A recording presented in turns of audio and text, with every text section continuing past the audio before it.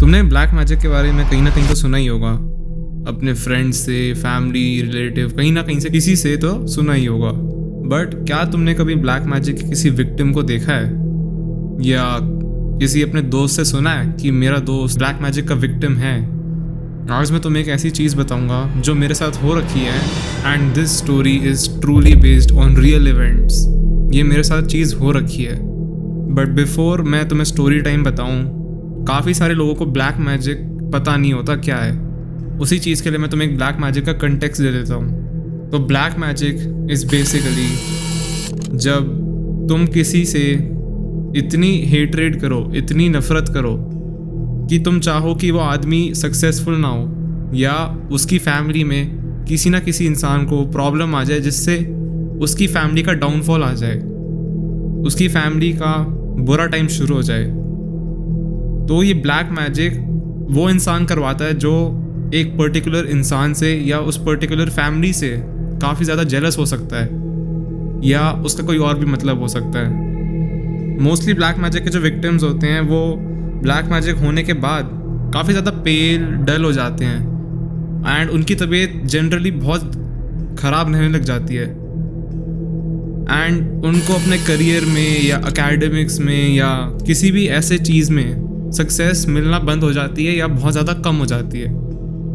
अब मैं तुम्हें इस कंटेक्स्ट में अपनी स्टोरी बताऊंगा। तो ये बात तब की जब मैं 11th या 10th ग्रेड में था। तो मेरे काफ़ी अच्छा दोस्त हुआ करता था उस टाइम पर। मैं उसका नाम तो नहीं बता सकता, लेकिन इस वीडियो के लिए हम उसका नाम रख लेते हैं बंटी। हम उसका नाम बंटी रख लेते हैं। तो बंटी काफ़ी अच्छा दोस्त था मेरा, एंड हम दोनों पढ़ाई में भी काफ़ी अच्छे थे। बंटी और मैं पढ़ाई में बहुत ज़्यादा अच्छे थे, एंड पूरे क्लास में से मेरे हिसाब से बंटी के सबसे ज़्यादा अच्छे मार्क्स आते थे, एंड मेरे उसके आसपास आते थे। एंड स्लोली बट स्टेडीली मैंने भी मेहनत करनी शुरू करी, एंड फिर धीरे धीरे मेहनत करते करते एक ऐसा पॉइंट आया कि मैं बंटी से किसी एग्ज़ाम में ज़्यादा मार्क्स लाने लगा। कहीं ना कहीं मेरे को वो दिखता था जब मैं ज़्यादा मार्क्स आता था कि उसकी शक्ल पे दिख जाता था कि ठीक है भाई, इसके ज़्यादा मार्क्स आ रहे हैं, अच्छी बात है, मेहनत कर रहा है। क्योंकि भाई अपने दोस्त के भी जब अच्छे मार्क्स आते तो अपने आप को खुशी तो होती है। तो मेरे को भी होती थी खुशी तो उस टाइम पर, एंड शायद से उसको भी होती होगी जब मेरे अच्छे मार्क्स आते होंगे उससे ज़्यादा। But the main thing is marks एक पार्ट ऑफ जेलसी कह सकते हैं हम। उसके अलावा भी काफ़ी सारे ऐसे इंस्टेंसेस हुए जिसकी वजह से शायद वो जेलस हो गया हो, एंड सॉरी टू से बट उसकी पर्सनालिटी इतनी एक्सट्रोवर्ट टाइप नहीं थी, या यूँ कहूँ फ्रेंडली नहीं थी इतनी।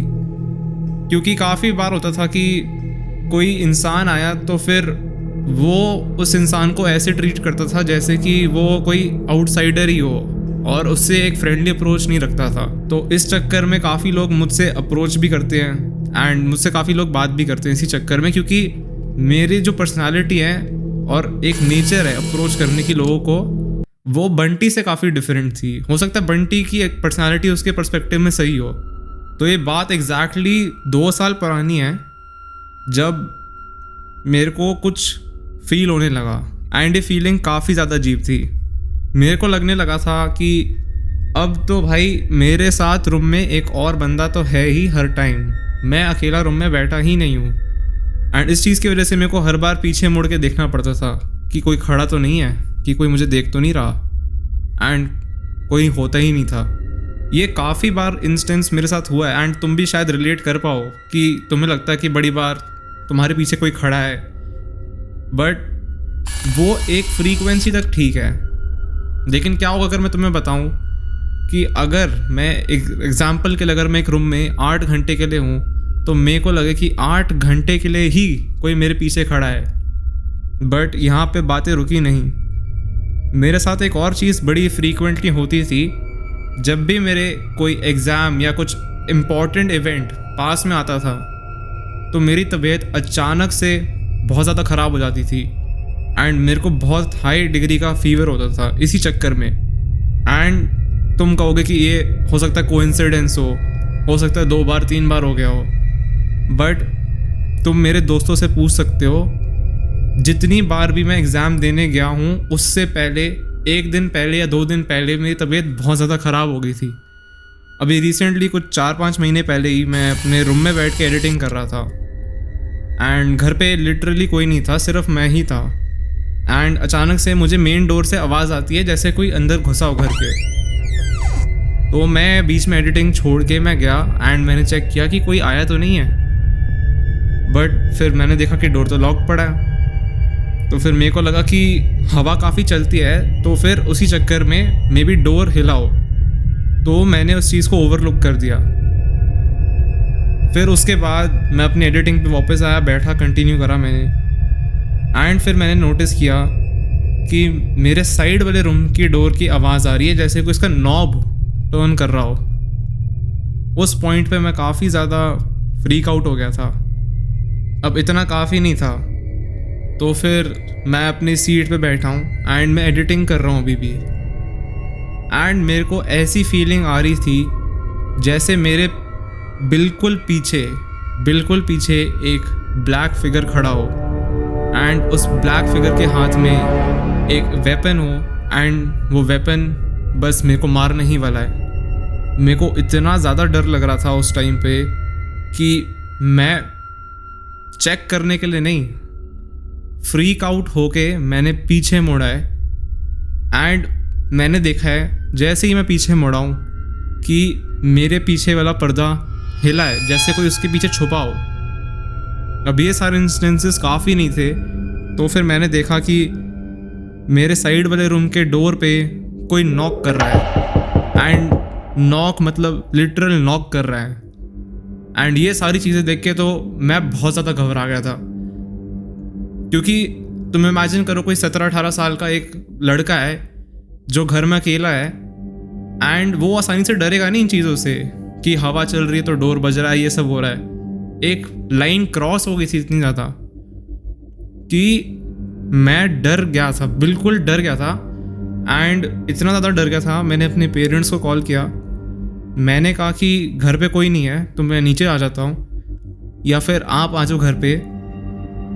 एंड लकीली फिर with in half an hour वो घर पे आए एंड मैंने चेक करवाया घर पे तो कुछ नहीं मिला, बट उन्होंने फिर वही कहा कि ठीक है, हो सकता है तुम्हारा वहम हो। एज ऑलवेज इंडियन पेरेंट्स ऐसे ही कहते हैं कि घर पे वहम है या ऐसा कुछ है तो ज़्यादा इंपॉर्टेंस मत दो उन चीज़ों को। तो मैंने भी यही बातें सोच समझ कर मैंने इग्नोर कर दिया। Now comes the twist. मैंने उससे थोड़े दिनों बाद अपनी नज़र उतरवाई। जिन लोगों को नहीं पता नज़र होती क्या है, नज़र इज़ बेसिकली कि तुम पर जो भी नज़र लगाता है, यानी तुम पर जो भी एक बुरी तरीके से तुम्हें देखता है या कुछ तुम्हारे लिए जेलस होकर कुछ सोचता है बुरा, तो बड़ी बार होता है तुम्हारे साथ वो चीज़ें हो जाती हैं। एक काइंड ऑफ ब्लैक मैजिक का वर्जन कह सकते हैं हम नज़र। तो किसी ने नज़र लगा दी थी, तो इसी चक्कर में वो चेक करने के लिए मैंने बोला कि मम्मी आप मेरी नज़र उतार दो, क्योंकि मेरे को कुछ ढंग की फीलिंग नहीं आ रही थी। एंड जिन लोगों को पता है कि नज़र में हम अपने हाथ में मिर्ची, कुछ ड्राइड मिर्ची रखते हैं एंड पूरी बॉडी के अराउंड सर से लेके पैर तक 4-5 बार घुमा के उसको जला देते हैं। एंड अगर उन मिर्ची के जलने से स्मेल नहीं आती, दैट मीन्स कि तुम पर बहुत ज़्यादा नज़र लग रखी है। एंड अगर स्मेल आती है तो तुम क्लीन हो।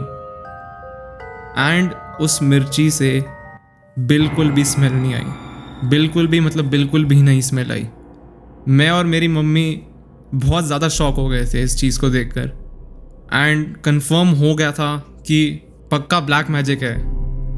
इस चीज़ को देखकर हम सब घर वाले बहुत ज़्यादा फ्रीक आउट हो गए थे। एंड एक एक करके मैंने बोला कि आप सबकी नज़र उतरवाओ।